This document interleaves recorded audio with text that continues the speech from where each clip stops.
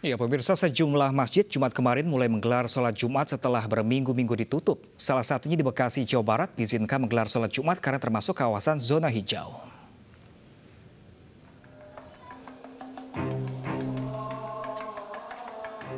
Ratusan jemaah memadati Masjid Al-Riyad di kawasan Kuitang, Senen, Jakarta Pusat pada Jumat siang.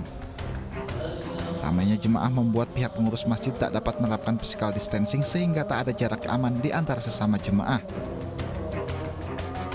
Sejumlah jemaah yang takut tertular COVID-19 menggunakan masker selama melaksanakan salat Jumat. Di Masjid Al-Barkah, Bekasi, Jawa Barat, salat Jumat pertama setelah ditiadakan selama beberapa minggu dihadiri ratusan jemaah. Salat tetap menerapkan protokol kesehatan mulai pemeriksaan suhu tubuh, penyemprotan disinfektan sebelum salat hingga pembatasan jarak setiap safnya. Rindu sama masjid, udah lama kita ini juga nekat sih. Sebenarnya kan pengumumannya dari pemerintah ya. Kita juga tadinya awalnya dari jalur hijau.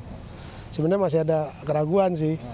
Tapi ya kita kalau dari jalur hijau udah ditetapkan jalur hijau sama pemerintah, ya berarti kita kan wajib sholat Jumat di masjid, bukan di rumah. Sementara itu, Wali Kota Bekasi Rahmat Effendi juga melaksanakan salat Jumat di Masjid Ba'abut Taubah, Kebang Pratama, Rawalumbu. Protokol kesehatan yang ketat juga diberlakukan di masjid ini. Di Bekasi, setiap masjid yang menggelar salat Jumat harus berada di zona hijau dan mendapat persetujuan Wali Kota dan Kementerian Agama. Di Kabupaten Pekalongan, jelang pelaksanaan New Normal, Masjid Al-Muhtarom di wilayah Kajen mulai dipakai salat Jumat. Masjid sempat ditutup sejak bulan Maret lalu terkait larangan berkerumun di masa pandemi COVID-19. Jemaah harus mengikuti protokol kesehatan seperti pemeriksaan suhu tubuh, memakai masker, dan mencuci tangan. Tetap kita akan lakukan secara ketat. Seperti Jumatan kali ini juga menggunakan protokol itu ya? Menggunakan protokol yang sangat ketat ya, dan masih sangat terbatas pada masyarakat sekitar saja. Belum dibuka untuk umum, sambil kita menyiapkan prakondisi menuju new normal. Jadi tahapan-tahapannya sedang kita siapkan. Data dari tim gugus tugas COVID-19 Kabupaten Pekalongan, masih ada 1 orang di Pekalongan yang dirawat karena terpapar virus COVID-19. Diperkirakan beberapa hari mendatang pasien tersebut sembuh dan menjadikan Pekalongan sebagai zona hijau. Kontributor iNews melaporkan. Sementara itu, pemirsa, petugas gabungan merazia warung pinggiran di Jalan Proklamasi, Jakarta Pusat. Pemilik warung terpaksa membayar denda sebesar Rp250.000 karena melanggar aturan PSBB.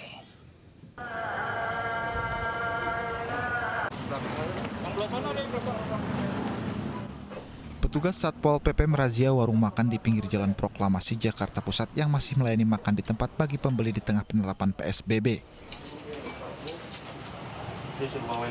Sesuai dengan Pergub nomor 41 tahun 2020 tentang pelaksanaan PSBB, para pelanggar dikenakan sanksi denda sebesar 5 juta hingga 10 juta rupiah. Namun tidak sanggup, pemilik warung hanya didenda sebesar Rp250.000.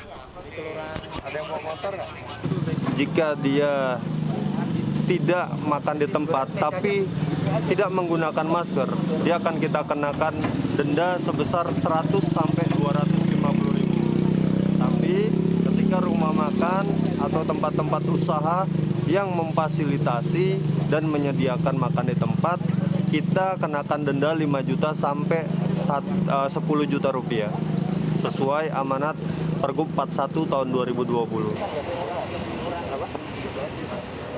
Selain di kawasan Proklamasi, petugas juga berpatroli keliling untuk menertibkan warung makan yang masih melanggar aturan dengan menyediakan layanan makanan di tempat. Dari Jakarta, Rani Sanjaya, iNews melaporkan. Gubernur DKI Jakarta kemarin meninjau kesiapan alat kesehatan di puskesmas jelang penerapan new normal. Anies memastikan Jakarta memiliki kesiapan alat kesehatan hingga tingkat puskesmas.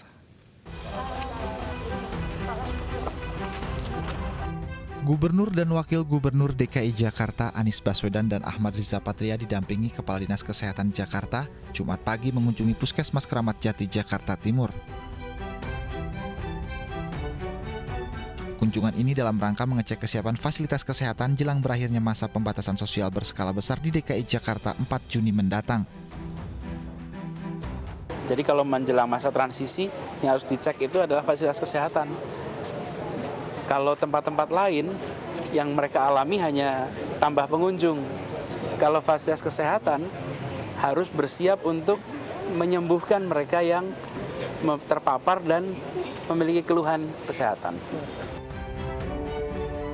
Anies memastikan DKI Jakarta telah memiliki fasilitas kesehatan yang memadai hingga tingkat puskesmas. Bahkan menurut Anies, lebih dari 2.000 APD telah disiapkan. Dari Jakarta, tim liputan iNews melaporkan. Sementara itu, pemirsa, 3 puskesmas di Medan, Sumatera Utara berhenti beroperasi setelah tim medis dan kepala puskesmasnya positif COVID-19. Dinas Kesehatan Sumatera Utara terpaksa menutup pelayanan operasional sementara.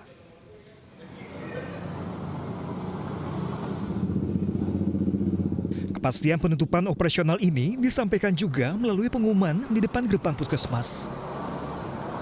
Pelayanan puskesmas PB Selayang 2 dihentikan sementara hingga 2 minggu ke depan, dialihkan ke puskesmas Padang Bulan, Jalan Jamin Ginting.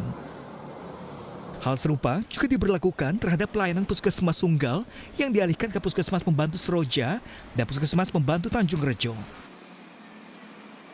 Puskesmas Sunggal ditutup dengan alasan ingin melakukan pembersihan dari wabah corona. Sedangkan Puskesmas Kota Matsum ditutup mulai tanggal 27 Mei hingga 12 Juni. Pelayanan dialihkan ke Puskesmas Medan Area Selatan dan Puskesmas Sukaramai. Ketiganya ditutup setelah 2 kepala puskesmas dan tenaga kesehatan dinyatakan positif corona. Ya kalau memang banyak yang tertular di situ ya untuk sementara ya sebaiknya memang ditutup. Karena dia akan menjadi menjadi tempat penularan tersendiri. Jadi kasihan masyarakatnya kalau misalnya di situ ada banyak yang positif atau yang orang yang potensial ya kan, ini kan jadi ODP semua kan ya, karena di sekelilingnya ada yang positif ya sebaiknya sementara ya ditutup dulu lah. Kini untuk tim medis yang terpapar COVID-19 sudah dirawat di sejumlah rumah sakit rujukan. Sementara tim medis yang tidak terpapar harus isolasi mandiri. Sterilisasi juga dilakukan untuk ketiga puskesmas yang ditutup. Dari Medan, Sumatera Utara, Ahmad Ridwan Nasution, iNews melaporkan. Ya, pemirsa, ratusan ABK dari 2 kapal pesiar pada Jumat pagi tiba di Pelabuhan JICT 2 Tanjung Priok. Penjemputan ratusan anak buah kapal dari Singapura dan Australia ini dikawal tim Kopaska TNI Angkatan Laut.